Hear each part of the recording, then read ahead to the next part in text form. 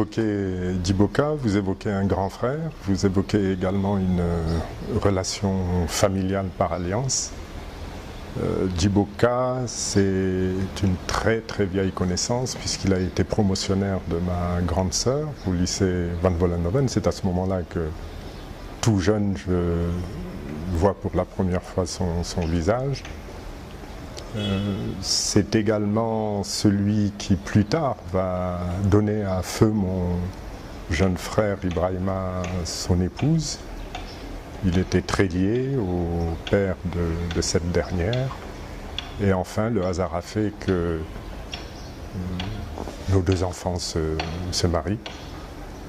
Et nous avons donc une petite fille commune. Donc, Djiboka, c'est ce grand frère que j'ai connu, qu'il est resté, qui m'a souvent conseillé, notamment à la faveur de mon récent engagement politique.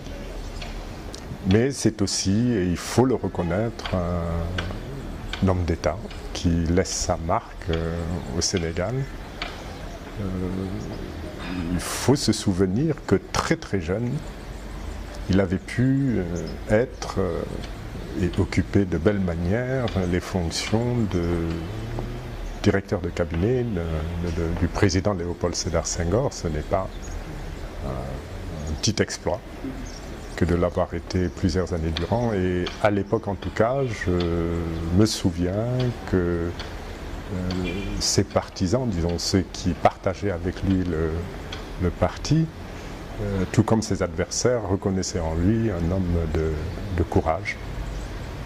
Donc, formé par Léopold Sédar Senghor, il a également été un homme d'État et à plusieurs occasions, dans plusieurs des nombreuses fonctions qu'il a eu à occuper au sein de l'administration sénégalaise, dans l'appareil politique sénégalais, j'ai eu à apprécier la dimension du grand serviteur de l'État qu'il a été.